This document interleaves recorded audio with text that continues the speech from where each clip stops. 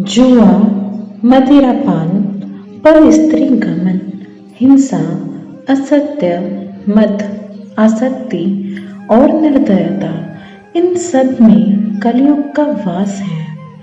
भगवत गीता में भगवान श्री कृष्ण ने न केवल ज्ञान की बातें बताई हैं, बल्कि जीवन जीने की कलाओं के बारे में भी बताया है।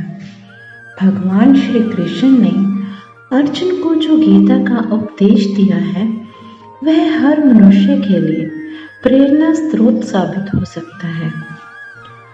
गीता में भगवान श्री कृष्ण अर्जुन को उपदेश देते हैं कि जो भी मनुष्य भगवत गीता की 18 बातों को अपनाकर अपने जीवन में उतारता है, वह सभी दुखों से, वासनाओं से, क्रोध से, ईर्ष्या से, लोभ से, मोह से, लालच आदि के बंधनों से मुक्त हो जाता है। आनंद मनुष्य के भीतर ही निवास करता है, परंतु मनुष्य उसे स्त्री में, घर में और बाहरी सुखों में खोज रहा है। श्री कृष्ण कहते हैं कि भगवान उपासना केवल शरीर से ही नहीं, बल्कि मन से करनी चाहिए। भगवान का वंदन उन्हें प्रेम बंधन में बांधता है। मनुष्य की वासना ही उसके पुनर्जन्म का कारण होती है।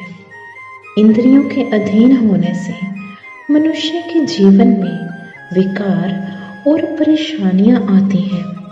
संयम यानी धैर्य, सदाचार, स्नेह और सेवा जैसे गुण सत्संग के बिना नहीं आते हैं। श्री कृष्ण कहते हैं कि मनुष्य को वस्त्र बदलने की आवश्यकता नहीं है, आवश्यकता हृदय परिवर्तन की है।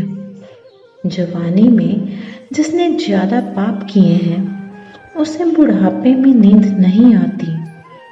भगवान ने जिसे संपत्ति दी है, उसे गाय अवश्य रखनी चाहिए। जुआ, मदिरापान, परस्त्री गमन, हिंसा, असत्य, मद, आसक्ति और निर्दयता, इन सब में कलयुग का वास है। अधिकारी शिष्य को सद्गुरु अवश्य मिलता है।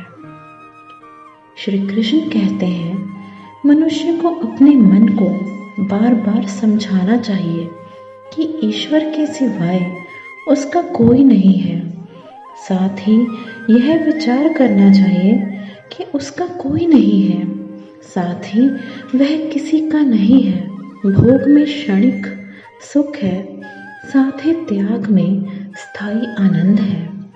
श्री कृष्ण कहते हैं कि सत्संग ईश्वर की कृपा से मिलता है, परंतु कुसंगति में पड़ना मनुष्य के अपने ही हाथों में होता है। लोभ और ममता पाप के माता पिता हैं, साथ ही लोभ पाप का बाप है। श्री कृष्ण कहते हैं कि स्त्री का धर्म है कि रोज तुलसी और पार्वती का पूजन करे। मनुष्य को अपने मन और बुद्धि पर विश्वास नहीं करना चाहिए, क्योंकि ये बार बार मनुष्य को दगा देते हैं। खुद को निर्दोष मानना बहुत बड़ा दोष है। यदि पति पत्नी को पवित्र जीवन बिताए, तो भगवान पुत्र के रूप में उनके घर आने की इच्छा रखते हैं। भगवान इन सभी कसौटियों पर कसकर जांच परख कर ही मनुष्य को अपनाते हैं। धन्यवाद। Please like and subscribe this channel.